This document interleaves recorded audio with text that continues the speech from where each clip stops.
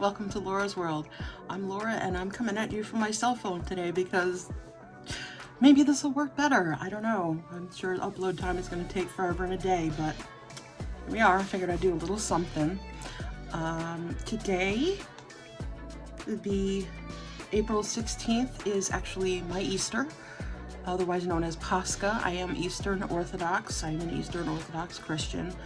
I'm not super religious, so this isn't going to be spouting off about biblical teachings or anything like that, but I would like to talk a little bit about my culture. I'm a very Slavic person. My culture is Slavic. Basically, my grandfather was born and raised in Czechoslovakia, current day Slovakia. My relatives came from Russia, Poland, Czechoslovakia, and Mongolia. So I got Mongolian in me, although I'm not really a big fan of the cuisine. But yeah, we found out, my aunt did some research and my cousin did one of those DNA tests, and we're totally Mongolian. But we are Eastern Orthodox. So today we celebrated Easter, otherwise known as Pascha. And what that involves is, you know, obviously there's some going to church. Shout out to my mother-in-law. She actually took me, other people call the Friday before their Easter Good Friday. In our religion, it's called Great Friday. Don't ask me why. And this service is basically a funeral, if you think about it. And they do certain things in the church that example it being a funeral, like carrying around the representation of a tomb.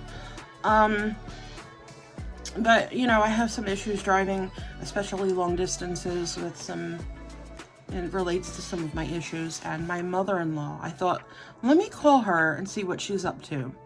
So I called her last week and I was like, hey Ma, there's a service I'd like to go to. It's about 45 minutes from me, but probably about 25 to 30 minutes from you. Would you take me? Would you like to come with me? And she's like, yeah, sure. I was like, oh great, this means I finally get to go to church. I haven't been to church in years.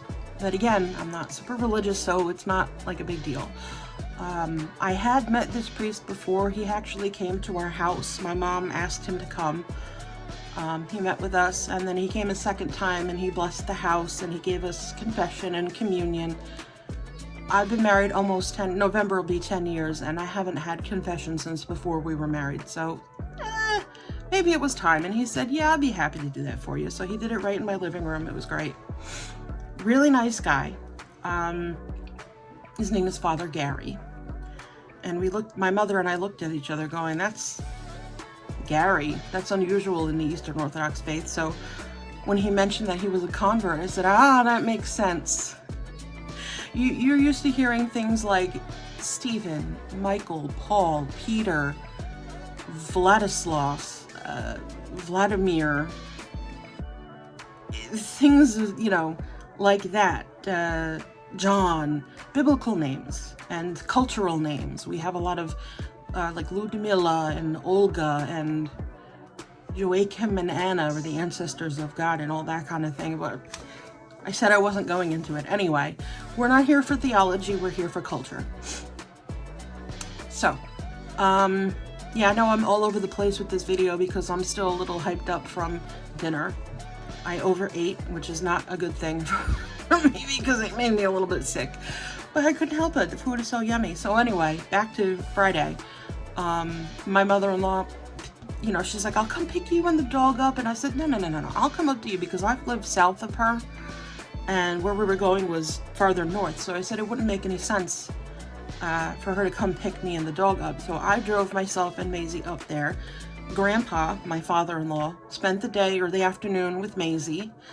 And my mother-in-law and I went up to the church. And she participated. You know, she's Roman Catholic. She does go to church every Sunday. And Roman Catholics, most other factions of Christian denominations, bless themselves up, down, left, right. In Orthodoxy, we do up, down, right, left. And there's a lot of that going on in the service. You bless yourself for every single thing. And then there was a part of the service where there was kneeling, and I looked at her and I was like, no. So we both just kind of sat in the chair and bowed our heads and things like that. But towards the end of the service is kind of a big deal on Great Friday, where you actually go up to the representation of the tomb, which is the outer altar, which was decked out with beautiful white calla lilies. By the way, brides who want calla lilies in their weddings, I don't know why, because calla lilies are associated with funerals. Just some food for thought. So the way you go up, you bless yourself, you get down, you bow down, and you touch your forehead to the ground. Then you get up, you bless yourself, you bow down, you touch your forehead to the ground. Then you go up, bless yourself again, kiss the church's Bible, kiss, it's like a painting of Jesus, basically. You kiss by the head and by the feet. Or is it the hands and the feet? See, this is how rusty I am at my own freaking religion. Anyway, and I was like, so I wouldn't get up. I wouldn't be able to my arthritis would prevent me from getting up. So I said, we can just like touch the ground. And she goes, okay. I said, you don't have to come the whole time. I'm like, you don't have to do anything. You could just sit and observe. But she participated. And then when it came time for us to go up, what's called venerating the tomb, she got up and she did it with me. She blessed herself, she touched the ground, blessed herself, touched the ground, and let me go first to do the tomb. And then she went up and did it too. And I was like, I was really touched. Like, she didn't have to do anything. She didn't have to take me. She didn't have to sit through the service, but she did and participated. I love my mother-in-law. I love my father. I love my in-laws. I'm in a rare situation. We had a rocky start. Can't lie. Can't go talk about the situation without acknowledging the fact that we had a very rocky start. But now, for actually the past few years, we've been in a very good place, and I love them dearly. I truly do. Yeah, so that was great. She took me to church and actually said it was beautiful, and she enjoyed it, and she wants to make an annual tradition out of it. And I said, absolutely, this is great. So then, there's no meat eating on the first. There's supposed to be no meat eating the whole week before Pascha. Oops. But it's called fasting. It's not fasting in terms of when Muslims celebrate or observe Ramadan, where they don't eat from dawn to dusk. This is fasting, meaning you don't eat meat. Fish, cheese, eggs, bread, that all is okay. But like pizza, the normal thing for people to eat is either a fish dish or pizza. And I really haven't been eating so much lately because I just don't feel good. My belly is a little, it's at odds with me. But, yeah, we didn't get it. My mom really wanted to get a pizza, but I was like, no, we can't do a pizza. So Friday and Saturday, we spent, fasting and just kind of in reflection. And then today, Sunday, is the most celebrated day in the church, because it's the day supposedly that Jesus rose from the dead and ascended into heaven and is waiting to come back or something. See, I have issues with certain tenets of the faith. I have issues with certain things going on. And I told the priest, I said, listen, there are days where I'm like, God isn't real. And then there are days where I'm like, all right, if you're listening, can you hear me? Kind of stuff like that. I know, I'm like wishy-washy, and that's terrible. But the best thing about Pascha, besides it being a happy celebratory day, spending it with family, and the food. Highly cultural food. We eat something called kibasi. It's not kielbasa, it's kibasi. There's a difference. It's not sausage. It's like usually that big around, that diameter. And it's made with garlic and spices and things. It's a very Polish Slavic kind of flavoring. The place that we used to get it from, where I used to live, I grew up on that stuff and I miss it. And we have one ring of that kibasi in the freezer, but it's been there for a couple years and I don't really know how good that's gonna be. So my mom asked my husband to go out to another town locally and stop in. It was like a Polish store, and that's where they sell Polish and Slavic food. And so he picked up pierogies, not pierogi, is that how people, pierogi? Pierogies is how we pronounce it in my culture, pierogies. And so we had kibasi, pierogies, and then he made my favorite, my family recipe for potato egg salad. It's not some big secret, it's literally potatoes, Eastern or red potatoes, hard-boiled eggs, mayonnaise. That's it. And it's delightful. The flavor is just delightful, and it just brings me back to Easter's at home with my parents, which I so desperately miss. You know, with my father being gone now for 5 years and my mother is bedbound, she couldn't get up and celebrate with us at all. It really bothered me that she couldn't come out, but you know, I made her a plate of everything and brought it into her, and my mother-in-law, God bless her, went in and spent a lot of time with my mother, talking with her and chatting, and my mom was so happy to have someone to talk to besides me. Now she actually just got done telling her therapist what a good daughter I am, because she was freaking out the other day, and I just sat with her and held her hand. And it's not about being a good daughter, it's about being a good human. You know, if someone's having a hard time, you try to be there for them as in the best of your capacity. That's how I feel anyway. Yeah, so had the foods. Forgot to put out the coleslaw, forgot to put out the macaroni salad, because we always have potato, coleslaw, and macaroni salads. We had two different kinds of pierogies. We had the potato and cheddar, and then we had the pot cheese. It was just pot cheese. Pot cheese, if you're not aware, is like a sweet cheese. It's almost like really tiny, small curd cottage cheese, but not, and it's sweet. Obviously, it's called sweet cheese. And yeah, everything was mwah, so happy.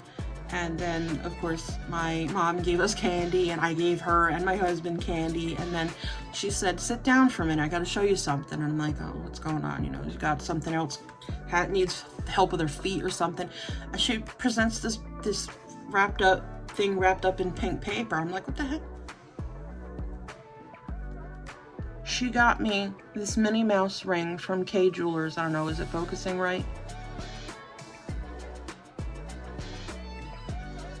I don't know, it's hard to focus, but it's mother of pearl with a gold bow, and I'm pretty sure, I gotta ask her, I think these are diamond chips in a white gold band. I'm like, it fit really well on my ring finger on my left hand, but yeah, that's normally where I would wear my wedding band and engagement ring, which I am bad at putting on. So she got it. It's a little small, but I did get it on, and I am able to take it off, so I'm not worried about that. But what a beautiful gift. And it's a good thing I did my nails last night. I don't know if you can see them. They're a little tan for my taste, but I did put some sparkle, and I did put some gems. I wanted them to be a little more yellow for spring. But hey, they'll be chipped off tomorrow. So, in addition to my in-laws, we actually invited our friend Mike. I might have brought him up a couple of times. He's practically family at this point. He just comes over. He comes in the house whenever, you know, open door. We live in the same town. He's like 3 minutes away. And, yeah, so it was nice to have my family and my chosen family breaking bread on this special Pascha. And I actually brought upstairs with me a plate of some traditional desserts, which I'd like to show, if you can see. The camera's weird with focus. So these things, they're basically just egg yolks, flour, cream cheese, and sugar. They're called krusziki. And it's this is mostly Polish. Then we have raisin babka. I'm sure you've heard of babka before. It's kind of fallen apart, but it is kind of moist. I hate the word moist. It's not dry, and it's nice and sweet, and the raisins add a little extra sweetness. And then this bad boy over here, this is called poppy seed roll. We know poppy seeds are expensive and hard to come by, so just the sheer amount of poppy that's in here is amazing. Now, we usually get poppy seed and nut roll, and sometimes cheese roll, from a very old, very established bakery in my hometown. They make the best poppy seed roll. It's not cakey at all, and it's packed full, and it's not dry. And it's just so yummy. And unfortunately, with my situation not being able to drive long distances, this year I was not able to go up and get anything. Hopefully, I got my fingers crossed for next year. Either myself or my husband and myself can go up there to get kibasi, pierogies, and galumpkies. Galumpkies is stuffed cabbage. I hate cabbage, but I'll eat the inside because it's, well, when my mother made it, it was beef, rice, I think a little ketchup and mustard, and like, not tomato sauce, but almost like a juice, because it was very liquidy, and it's stewed in that tomato sauce. Not my favorite. You know, the smell of cooking cabbage in the house is kind of off-putting in my opinion, but the cabbage also is called kapusta. So galumpkies are made of kapusta. There, you learned something Slavic. Yeah, so it was a really good day, and I'm sad that it's hard to keep up the traditions, especially since the anchors of my nuclear family, before my husband, are basically, one is gone and one is in bed. So, and my in-laws I'm gonna try to put a picture in here. They made little trays of crackers and cheese and meats rolled up with cheese, and then they got these slices of mozzarella, I guess, from the grocery store, and they cut out, or they had a cookie cutter of a bunny, and they cut out little mozzarella bunnies, and they put one in the middle. They made the eyes, the whiskers, and the mouth out of a Kalamata olive, which I don't like olives, but it was cute. And the nose was a little piece of red pepper. So, and she made red and yellow pepper flowers. And my mother-in-law is so creative. God bless her. And so that was a really nice thing. And they also she made little mini single-served quiches. I think they were egg, bacon, cheese, and onion, or scallion. I think it was scallion. Again, I don't really like the flavor of scallion, but I love bacon and cheese, so I like a lot of the things that she makes. They're very different from what I'm used to. She is Sicilian. My father-in-law is Scottish. I don't see a whole lot of the Scottish traditions. Mostly what I see is the Italian and the Sicilian, but she's actually both Italian, Sicilian, and British somehow. They trace her ancestry back to the Daughters of the Revolution, which is fascinating. I love genealogy, and I find it interesting. I was very interested in learning about his family early on when we thought we were going to have a family other than the two of us and Maisie. I wanted to know what was going on so I could, tell my would-be children or child or what have you. Now I'm just babbling, but yeah, it was a good day. And I know this isn't like skincare or makeup related, but I just wanted to go ahead and do a little something to chronicle a very happy and very special holiday in my family. And the greeting that you don't say Happy Easter. I mean, you can say Happy Easter, but the traditional greeting is Christos Voskres. And that is it's like Russian and Church Slavonic, and that means Christ is risen. And the reply is Voistinu Voskrese, which means indeed he is risen. So you know, if you want to try that on some Russian or Slavic friends you have, Christos Voskreses. They'll be impressed. And so that's that. Earlier this morning, my mom and I were watching church on TV. Yes, church on TV. We the churches that we used to attend, we would float around and go to different, we all did that. All Orthodox people would go to all the churches in the area. Where I'm originally from, north of here, has a lot of Orthodox churches. Where I am now, the nearest, there's two, and they're both about 45 minutes away. Not a big Slavic or Orthodox population where I am. But we were watching, everybody broadcasts on Facebook now, so we just put through Apple Play on the phone, and we were singing along and blessing ourselves, and you know, I felt good singing the stuff. I remembered a lot of it on Friday, so, and my mother-in-law noticed that I was singing along as much as I could. Everything in the Orthodox Church is sung. Just about everything. There's hardly anything that's spoken word. The priest sometimes, a couple of prayers when he's behind the altar, will say, just talk. But just about everything is sung. And there are no instruments in the church because the church believes that the voice is the ultimate instrument given to us by God. That's why there's no organs or praise bands or anything in the Orthodox Church. It's very traditional, it's very old school. And if I had to describe a typical Orthodox church service to anyone, I would say thorough. Everything is done 3 times. 3 is a magical number. And, yeah. So I think that's all I'm going to do because I don't want to bore you guys with any more of my culture, although I'm proud to be what I am, and I'm proud of my heritage, and I'm proud of my culture, and I'm proud that my Easter candy is always 75% off because our Easter is almost always after the other Christian denominations. So, good times. Hope you enjoyed.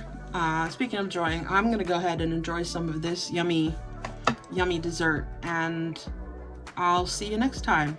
Make sure you're taking care of yourselves and each other. Drink plenty of water. Put that SPF on your face and have the day you deserve, which I hope is fabulous. Bye!